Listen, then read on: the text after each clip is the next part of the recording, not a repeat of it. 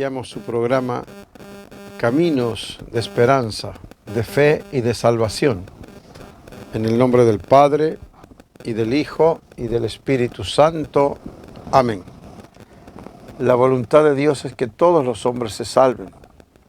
Por eso nos envió su Hijo unigénito, Jesucristo, nacido de la Virgen María, en la pobre gruta de Belén.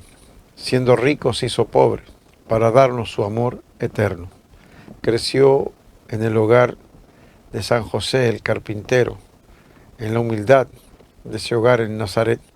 Fue creciendo en gracia, sabiduría y en estatura, delante de Dios y de los hombres. Y después, en su vida pública, después de ser bautizado por Juan, comenzó a anunciar el reino de los cielos. Arrepiéntanse, cambien de vida y de corazón, ya se acerca el reino de Dios. Y Jesucristo, al anunciarnos esta buena noticia de que Dios se ha acercado a nosotros, cura a los enfermos, expulsa a los demonios, libera al hombre de todo mal, hasta resucita muertos, y anuncia la buena nueva de salvación. Pero la prueba más grande de su amor fue ser obediente al Padre hasta morir, y una muerte de cruz, pagando por nuestros pecados, muriendo y resucitando, para ofrecernos la vida eterna. Nuestro Señor ascendió al cielo, y desde junto al Padre nos envía el Espíritu Santo, ese Espíritu que procede del Padre y del Hijo, y que nos permite vivir como hijos amados de Dios, en la santa familia de los hijos de Dios, que es la Iglesia, la Santa Iglesia Católica. Iniciemos primero con la lectura de la Palabra de Dios, después la vida de un santo, como hacemos todas las semanas, Dios mediante, de la carta del apóstol San Pablo a los romanos. Comienzo de esta carta. Yo, Pablo, siervo de Cristo Jesús, he sido llamado por Dios para ser apóstol y elegido por Él para proclamar su evangelio, esa buena nueva que, anunciada de antemano por los profetas en las Sagradas Escrituras, se refiere a su Hijo Jesucristo nuestro Señor, que nació en cuanto a su condición de hombre, del linaje de David, y en cuanto a su condición de Espíritu Santificador, se manifestó con todo su poder como Hijo de Dios, a partir de su resurrección de entre los muertos. Por medio de Jesucristo, Dios me concedió la gracia del apostolado, a fin de llevar a los pueblos paganos a la aceptación de la fe, para gloria de su nombre. Entre ellos se cuentan también ustedes, llamados a pertenecer a Cristo Jesús. A todos ustedes, los que viven en Roma, a quienes Dios ama y ha llamado a la santidad, les deseo la gracia y la paz de Dios nuestro Padre y de Jesucristo el Señor. Palabra de Dios, te alabamos, Señor. Efectivamente, el mismo Señor Jesucristo se le apareció a San Pablo, y San Pablo, de perseguidor, se convirtió en el gran apóstol de Cristo, recorriendo gran parte del mundo antiguo conocido y fundando comunidades cristianas e iglesias. Ahora se va a dirigir a Roma. Allá hay cristianos en Roma, pero ya les escribe una carta antes de visitarles, y les va a escribir con mucha claridad maravillas del misterio del amor de Cristo, como lo hace ahora, ¿no? Él es el llamado por Dios a evangelizar a los gentiles, a los no judíos, pues Dios quiere la salvación de todos los hombres, judíos y no judíos, pues todos han pecado, todos hemos pecado, judíos y no judíos, y necesitamos la justificación, el perdón de Dios para empezar una vida nueva, todos unidos en Cristo Jesús. Salmo, cantemos al Señor un canto nuevo. Cantemos al Señor un canto nuevo, pues ha hecho maravillas. Su diestra y su santo brazo le han dado la victoria. El Señor ha dado a conocer su victoria y ha revelado a las naciones su justicia. Una vez más ha demostrado Dios su amor y su lealtad hacia Israel. La tierra entera ha contemplado la victoria de nuestro Dios. Que todos los pueblos y naciones aclamen con júbilo al Señor. Cantemos al Señor un canto nuevo. Dios ha hecho maravillas por Jesucristo. Él ha vencido en la cruz, pagando por nuestros pecados, muriendo y resucitando para darnos la vida eterna. Esa es la alegría y el gozo, y la salvación es para todos. Dios llama a todos, justos y pecadores, buenos y malos. En realidad todos somos pecadores y necesitamos del perdón y del amor de Dios, que nos llega auténticamente por Jesucristo. Aleluya, aleluya, hagámosle caso al Señor que nos dice: no endurezcan su corazón. Aleluya. Del Santo Evangelio de nuestro Señor Jesucristo, según San Lucas. Gloria a ti, Señor.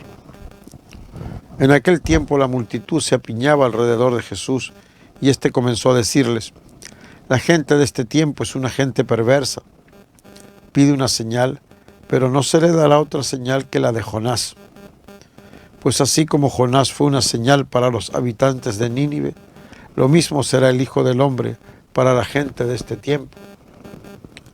Cuando sean juzgados los hombres de este tiempo, la reina del sur se levantará el día del juicio para condenarlos, porque ella vino desde los últimos rincones de la tierra para escuchar la sabiduría de Salomón, y aquí hay uno que es más que Salomón. Cuando sea juzgada la gente de este tiempo, los hombres de Nínive se levantarán el día del juicio para condenarla, porque ellos se convirtieron con la predicación de Jonás, y aquí hay uno que es más que Jonás. Palabra del Señor. Gloria a ti, Señor Jesús.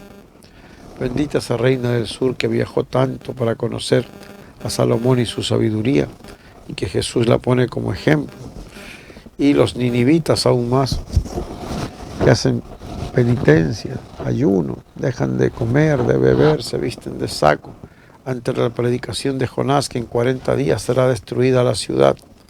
Hicieron penitencia y se salvaron. Un gran ejemplo. Y Jesús dice: la gente de este tiempo es una gente perversa. Y en estos tiempos también hay mucha gente que no ama a Jesús, que no ama a la iglesia, que quieren vivir según el mundo y el pecado, y se dejan llevar de ideologías y de puros cuentos. Eso sí creen. Pero la sana doctrina de Jesús, Hijo de Dios que nos salva, no. Entonces también hay gente perversa, ¿no? Y nosotros también, que siendo cristianos nos hace falta más penitencia, más conversión, para hacer luz del mundo, que es lo que pide Jesús, el Señor. Y continuando con el Evangelio de San Lucas, este admirable escritor, médico y evangelista, pintor, era un hombre de una vasta cultura, muy sensible, escribió un magnífico evangelio. Se dice que San Lucas, como narra la infancia de Jesús y la oración de la Virgen María alabando al Señor, y la de Santa Isabel alabando a María, es muy probable que él haya conversado con la Virgen María para escribir estas maravillas de la infancia de Jesús y de María. Del Santo Evangelio de nuestro Señor Jesucristo según San Lucas. Gloria a ti, Señor. En aquel tiempo un fariseo invitó a Jesús a comer. Jesús fue a la casa del fariseo y se sentó a la mesa. El fariseo se extrañó de que Jesús no hubiera cumplido con la ceremonia de lavarse las manos antes de comer. Pero el Señor le dijo: ustedes, los fariseos, limpian el exterior del vaso y del plato. En cambio, el interior de ustedes está lleno de robos y maldad. Insensatos. ¿Acaso el que hizo lo exterior no hizo también lo interior? Den más bien limosna de lo que tienen, y todo lo de ustedes quedará limpio. Palabra del Señor. Gloria a ti, Señor Jesús. Nuestro interior no está muy limpio. Miremos atrás nuestra vida de pecado. Hemos pecado, es verdad. Pero si somos caritativos y damos limosna, eso le agrada a Dios y sirve también para perdón de nuestros pecados. Nos acerca más a Dios. Entonces, cuidado con dedicarnos mucho a lo exterior, ¿no? La buena ropa, el buen carro, la buena casa, el buen título, la buena fama, el buen estatus, el buen hablar, las buenas relaciones, y que seamos respetados y conocidos. Pero lo que hay por dentro, el Señor lo conoce. Y lo que tienen los hombres por grande, Dios lo desprecia o lo detesta, dice también el Señor, ¿no? En cambio hay otras personas humildes que tal vez visten sencillamente, tal vez andan a pie, no son conocidos, pero tienen una capacidad de amar y un esfuerzo extraordinario, ¿no? y trabajan por sus hijos, por sus vecinos, por sus parientes. Son solidarios con los vecinos necesitados. Yo doy fe de ello, ¿no? Cerca de mi casa hay una tiendita, gente muy sencilla, gente muy humilde, ¿no? Y más de una vez me han echado la mano, ¿no? Fíjense, ¿no? Muy solidarios, verdaderamente admirables, ¿no?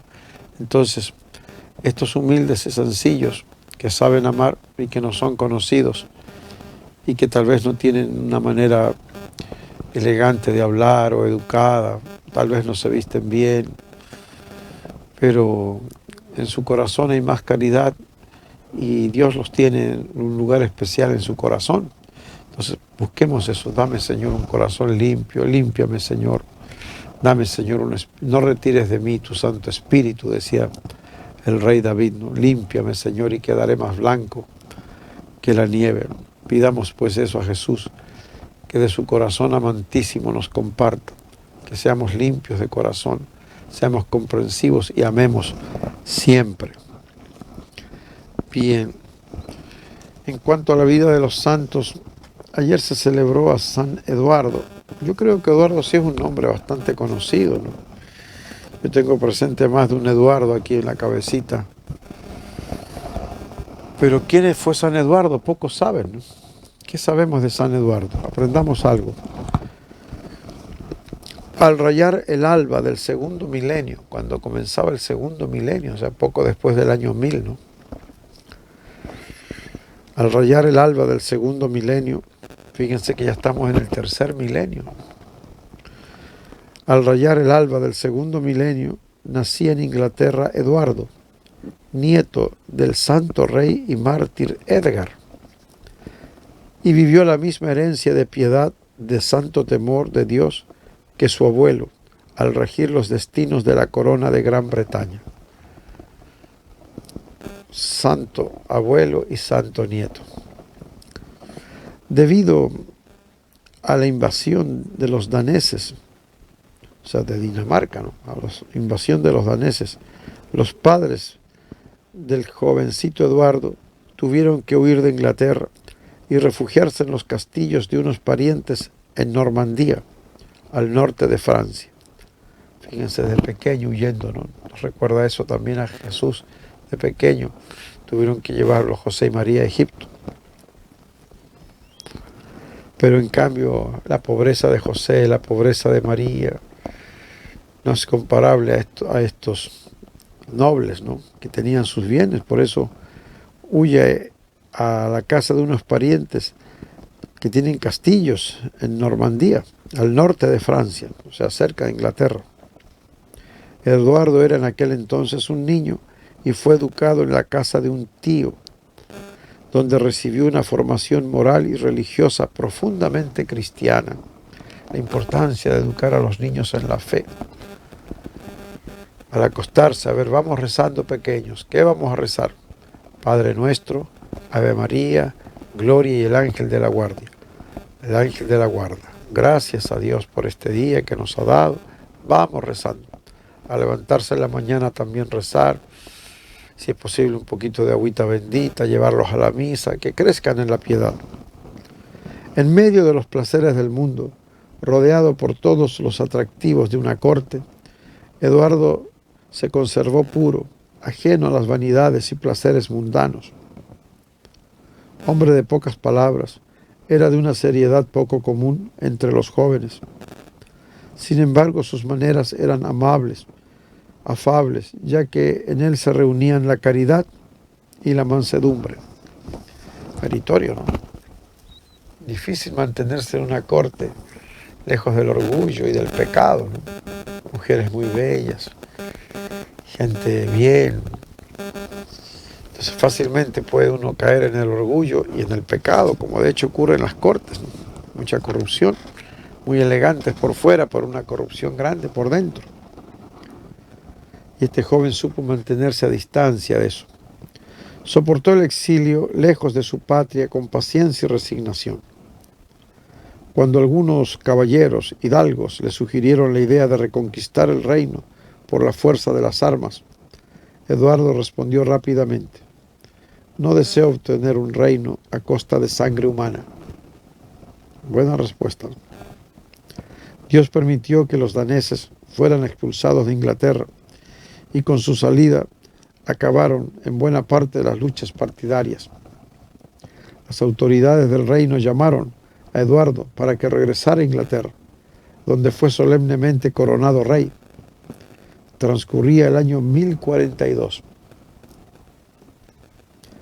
y Eduardo ya contaba con 40 años. Su reinado tuvo una duración de 22 años. Eduardo, de carácter apacible, prefirió llegar a acuerdos pacíficos con el fin de evitar choques violentos que podían desencadenar luchas internas y derramamiento de sangre. Desde el comienzo de su reinado, Eduardo se esforzó por restablecer las sabias leyes de inspiración cristiana de su santo abuelo Edgar, que habían sido sustituidas por otras leyes semipaganas de los daneses. Estas leyes pasaron a la historia con el nombre de Leyes de San Eduardo y siempre buscó el beneficio de los pobres. Una de las primeras preocupaciones del rey fue crear un clima de comprensión, respeto, orden y disciplina. Para eso dio un impulso particular a las estructuras religiosas de la iglesia, porque decía: el mejor remedio para hacer feliz a una nación es darle un fundamento moral en el santo temor de Dios. Voy a repetir las palabras de este santo, San Eduardo, extraordinarias. Siendo gobernante, siendo rey, vale para todo gobernante. El mejor medio para hacer feliz a una nación es darle un fundamento moral en el santo temor de Dios. Temamos a Dios, busquemos la voluntad de Dios, busquemos el reino de Dios y su justicia, lo demás vendrá por añadidura, dice el Señor.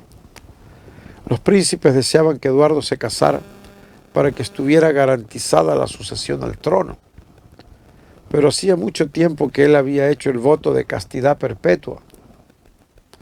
Para satisfacer el deseo de los representantes de la nación y evitar motivo de posibles polémicas, Eduardo al fin contrajo matrimonio con Edith, hija del conde Godwin. En los 20 años de convivencia conyugal no tuvieron hijos y la tradición dice que vivieron en castidad.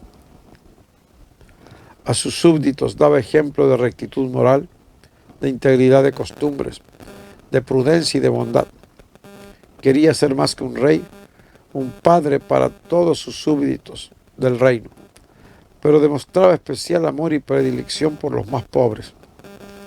Los historiadores relatan diversos milagros que ocurrieron por intermedio del rey Eduardo. Citan el caso de la curación de cáncer a través de la señal de la cruz trazada sobre un enfermo. En otra ocasión, al ver echado en el suelo en un riguroso invierno a un pobre paralítico, el caritativo rey lo llevó en sus hombros hasta la iglesia más cercana y lo curó de su mal. A los 64 años de edad, Eduardo cayó gravemente enfermo. Por especial revelación de su gran protector, San Juan Evangelista, supo que se aproximaba su muerte. Recibió los santos sacramentos con una devoción que conmovió a todos. Consoló a su amada esposa, Edith, dio buenos consejos relativos a la administración del reino y, recogido en oración, se preparó para expirar y entregar su alma a Dios. Falleció el día 5 de enero del año 1066. El pueblo inglés empezó de inmediato a venerarlo como santo y el Papa Alejandro III reconoció oficialmente este culto de veneración en el año 1160. Su fiesta fue señalada para este día en que se conmemora el solemne traslado de sus preciosas reliquias a la iglesia de Santo Tomás de Canterbury. San Eduardo, rey llamado el Confesor, ruega por nosotros para que tengamos una vida santa y una muerte santa. También podemos encomendarnos a San José mucho, ¿no? para tener una vida santa y una muerte santa. Bien. En cuanto al santo de hoy, San Calixto I, muy poco conocido, ¿no? Solamente recordarles que hoy 14 de octubre la iglesia recuerda a este mártir, San Calixto I, papa y mártir. Se cuenta que en un tiempo fue esclavo. Habiendo alcanzado la libertad, por su devoción y capacidad, fue ordenado diácono por el Papa Seferino, a quien sucedió más tarde en la cátedra de San Pedro. Combatió a los herejes, recibió la corona del martirio en el año 222 y fue sepultado en la Vía Aurelia. Son famosas las catacumbas de San Calixto, donde están enterrados muchos santos y mártires. La iglesia admira mucho este testimonio de Cristo. Es cierto que la caridad con los pobres es admirable, o el conocimiento de los misterios de Cristo. Hay doctores, hay sabios, hay fundadores de comunidades religiosas, gente que ha hecho muchísimo bien, misioneros, pero el martirio impresiona siempre, ¿no? Cristo es el rey de los mártires, que entregó su vida en la cruz, derramó su sangre, y muchos han seguido a Cristo hasta la muerte, fieles al Señor, hasta la muerte. Y hasta hoy en la iglesia hay mártires, hay persecuciones ahora, en el Oriente, en Medio Oriente, en el Próximo Oriente, en África, en fin. Hay muchos que por ser cristianos mueren y siguen siendo fieles a Cristo hasta el final. El otro día me impresionó ver una iglesia sin techo. Los enemigos de la iglesia pusieron una bomba, pero ahí estaban celebrando misa, fieles. Entonces es admirable también cómo Dios da ese espíritu de fortaleza para entregar la vida por Cristo Jesús. El Señor se ofreció a sí mismo en la última cena, en la Santa Comunión. Fue una entrega de su cuerpo y de su sangre por nuestra salvación y nos dejó ese precioso sacramento de la Santa Comunión. Desde el comienzo de la iglesia, la iglesia fue fiel a la orden del Señor. De la iglesia de Jerusalén se dice: acudían asiduamente a la enseñanza de los apóstoles, fieles a la comunión fraterna, a la fracción del pan y a las oraciones. Acudían al templo todos los días con perseverancia y con un mismo espíritu. Partían el pan por las casas y tomaban el alimento con alegría y con sencillez de corazón. Hechos 2, 42, 46. Esto está muy bonito para que despierte nuestro corazón. Los que están alejados de la iglesia, que no van a misa, dicen: yo con Dios me entiendo solas. Dios está en todas partes. ¿Para qué ir a la misa? ¿Para qué ir al templo? Yo le digo a un hermano: Jesús en Jerusalén iba todos los días al templo y enseñaba al pueblo, y el pueblo madrugaba y lo escuchaba con agrado. Y la iglesia nos está pidiendo 1 horita a la semana, el domingo, como mandamiento de Dios, algo fundamental. ¿Por qué no ir todos los días al templo como lo hacía el Señor o como lo hacían los fieles, que acudían diariamente al templo alabando a Dios? Y aparte de eso se reunían en las casas con amor fraterno.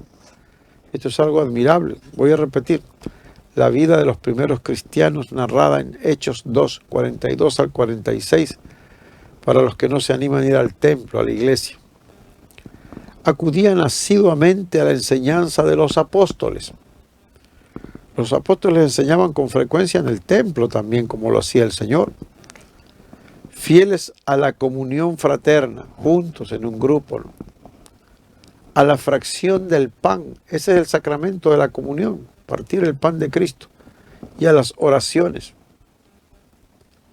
Acudían al templo todos los días, con perseverancia, continuamente, todos los días al templo, alabando a Dios, y con un mismo espíritu. Me viene a la mente el anciano Simeón y Ana, cómo el Espíritu los llevó al templo y conocieron al niño Jesús, a la Virgen María y a San José.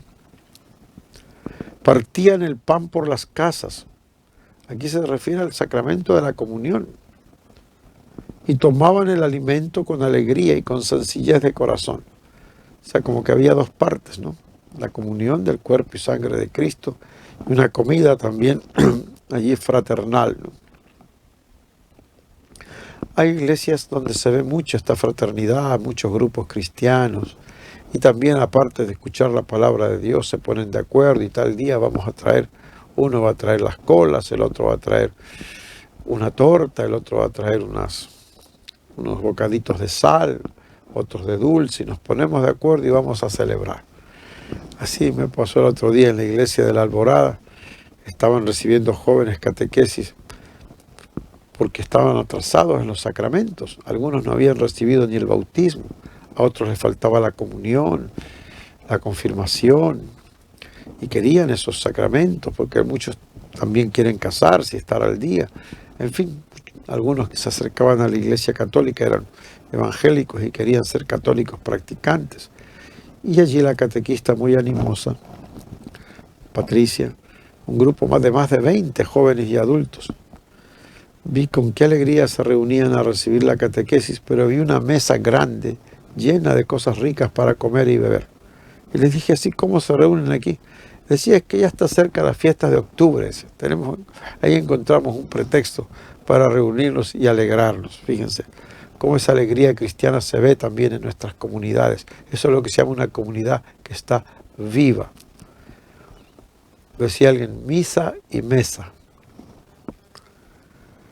Se reunían sobre todo el primer día de la semana, es decir, el domingo, el día de la resurrección gloriosa de Jesús, cuando los cristianos se reunían para partir el pan o la fracción del pan. Desde entonces hasta nuestros días, la celebración de la Santa Eucaristía se ha perpetuado, de suerte que hoy la encontramos por todas partes en la iglesia, extendida por toda la tierra, con la misma estructura fundamental, la escucha de la palabra y la fracción del pan. Sigue siendo el centro de la vida de la iglesia. Así, de celebración en celebración, anunciando el misterio pascual de Jesús, de su pasión, muerte y resurrección gloriosa, hasta que venga. El pueblo de Dios peregrina, camina por la senda estrecha de la cruz, juntos hacia el cielo, hacia el banquete celestial, donde todos los elegidos se sentarán a la mesa del reino. Ayúdanos, Señor, ya que estamos participando, aunque indignos, participamos de tu pan y de tu vino, del banquete de tu reino, que participemos también en el cielo, todos juntos, en tu gloria para siempre. Amén. Bien. Hay personas que les preocupa el funcionamiento de sus riñones, ¿ah? ¿Qué es lo que está pasando? Quieren saber cómo están los riñones, porque sienten un dolor aquí atrás en la zona lumbar, ¿no? Muchas veces se refiere a dolores musculares que nada tienen que ver con los riñones, pero a veces se preocupan. Por ejemplo, dicen que la orina es espumosa. ¿Qué está pasando allí? ¿Qué exámenes se pueden pedir para ver cómo está la función del riñón, ¿no? Han oído hablar que en las ecografías se ven los riñones, incluso si tienen piedritas, cálculos, se ve muy bien en la ecografía, ¿no? Que también es importante hacerse un examen de orina, o quieren saber ya en sangre cómo está la urea y la creatinina. Los pacientes van investigando, averiguando, sobre todo en estos tiempos del YouTube, del doctor Google, ¿no?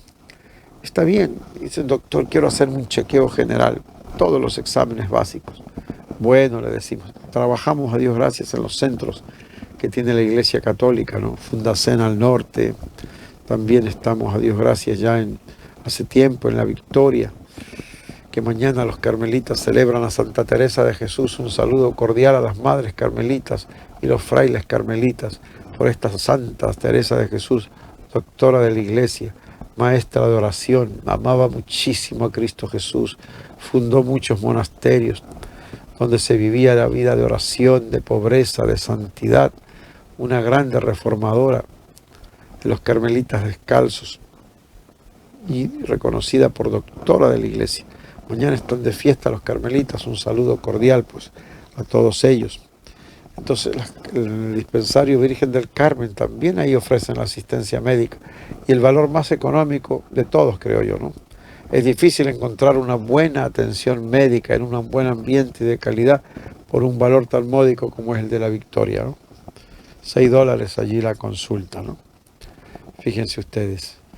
Y también el dispensario José María, Redima, Tulcán y Venezuela, y así tantos centros médicos que ofrece la iglesia. Allí van los pacientes con sus dolencias a buscar medicinas, a hacerse exámenes.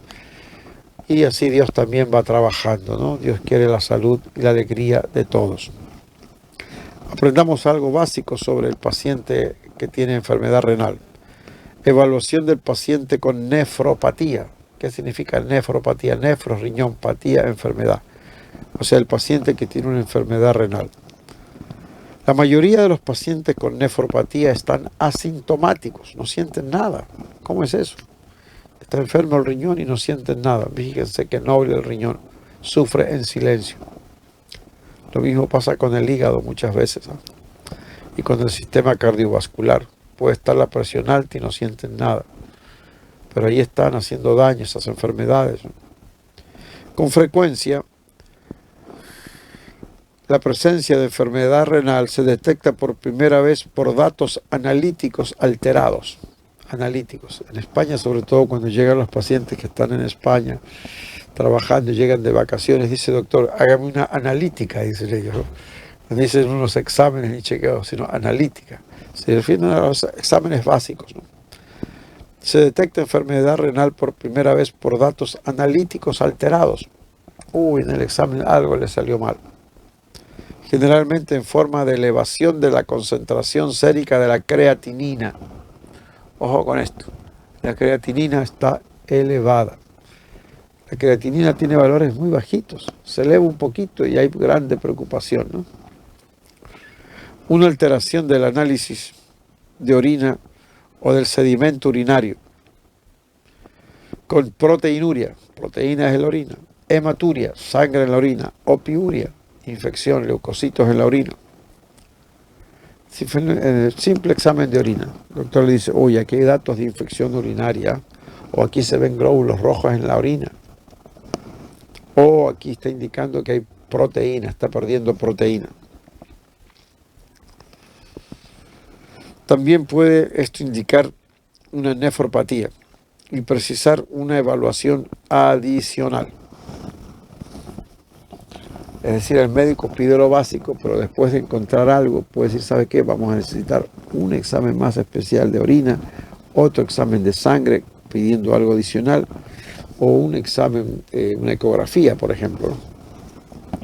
La presentación de la insuficiencia renal aguda puede ser bastante variable y oscilar desde síntomas como malestar general a síntomas más preocupantes, como empeoramiento de la hipertensión, edema en zonas de declive, por ejemplo las piernas, los pies, o edema generalizado, disminución de la diuresis, orina poco, orina espumosa, cambios de peso o escaso apetito.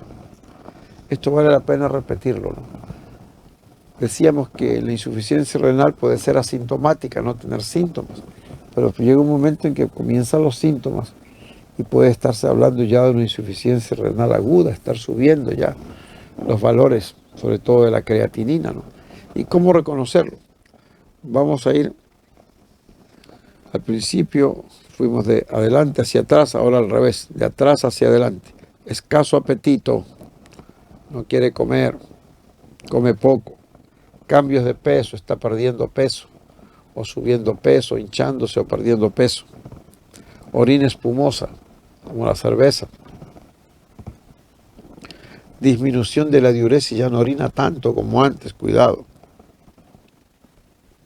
Edema en las zonas de declive, especialmente las piernas y los pies, se puede ver mejor. O un edema generalizado, ya está hinchada la carita, ¿no? Las manos.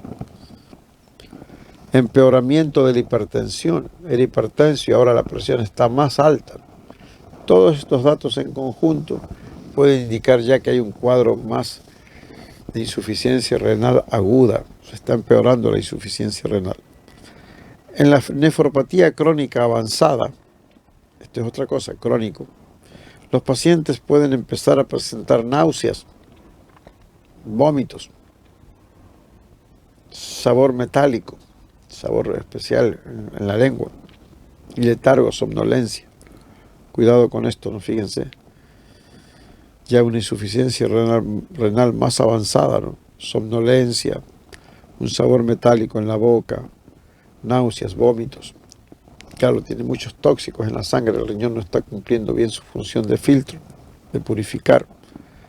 También puede aparecer una amplia serie de alteraciones electrolíticas, o sea, se altera el sodio, el potasio,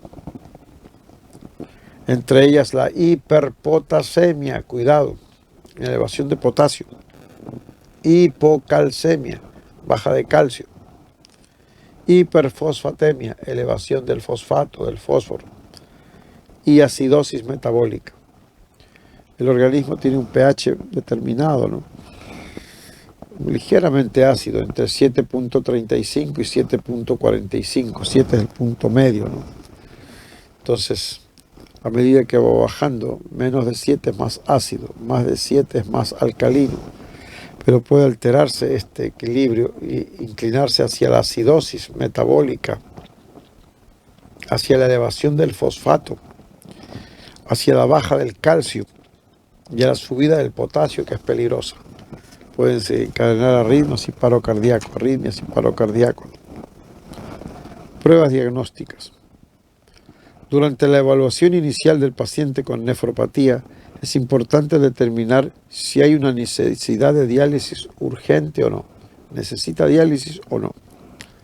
Mediante los análisis de laboratorio y las pruebas de imagen pertinentes. Imagen se refiere a ecografía, tomografía. Más los exámenes de laboratorio, ya hay una buena base para decir este paciente necesita diálisis. A continuación, se realizan pruebas adicionales para identificar la causa de la enfermedad renal. Bien. Las pruebas diagnósticas básicas. La evaluación básica incluye los electrolitos, pedir sodio, potasio, calcio y fósforo. Atención, no solo el sodio y potasio, también calcio y fósforo. Creatinina, fundamental. Nitrógeno ureico en sangre, o BUN. Los americanos prefieren el nitrógeno ureico en sangre, o BUN, en sus siglas en inglés. Aquí los latinos preferimos más la urea, pero miden lo mismo, ¿no? Entonces, y también es importante solicitar albúmina, porque si se está perdiendo albúmina por la orina, va bajando la albúmina en la sangre, ¿no? Entonces, fíjese que es importante. Pida no solo un hemograma para ver los glóbulos rojos, porque los pacientes nefrópatas tienden a tener anemia. Disminuye la formación de una hormona natural que se produce en el riñón, la eritropoyetina, y hay menos formación de glóbulos rojos. Y estos glóbulos rojos tienen color normal y tamaño normal. Cuando se los estudia, esto es importante. A diferencia de las anemias por pérdida de hierro, que se ve con más frecuencia glóbulos rojos pequeños y pálidos. Entonces, en los exámenes básicos, vamos repitiendo, albúmina, nitrógeno ureico o urea, la creatinina, fósforo, calcio, sodio y potasio. Cuando permanece estable durante días a semanas la creatinina, puede usarse para determinar el filtrado glomerular estimado. Una cosa es la creatinina. Si esta se mantiene estable, siempre la misma, aunque sea un poquito alta, se puede utilizar este valor para determinar cuánto está filtrando el riñón, lo que se conoce como filtrado glomerular estimado, FGE. Estimado, dice, no estimada se trata, no, pero aquí se refiere al filtrado glomerular. ¿Cuánto está filtrando el riñón? Si está cumpliendo bien su función de filtrar o no.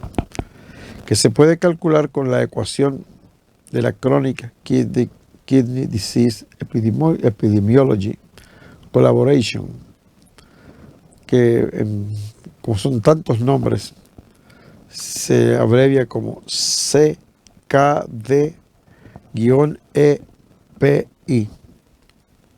Fíjense. Muy utilizada. También hay una fórmula modificada, MDRD, que se refiere a Modification of Diet in Renal Disease. Bien, entonces, hay que calcular el filtrado glomerular. Esto es muy importante, ¿no? No solo pedir la urea, la creatinina, sodio, potasio, calcio, fósforo, sino cuánto está filtrando el riñón pidiendo el filtrado glomerular estimado, que fácilmente lo pueden detectar los laboratorios.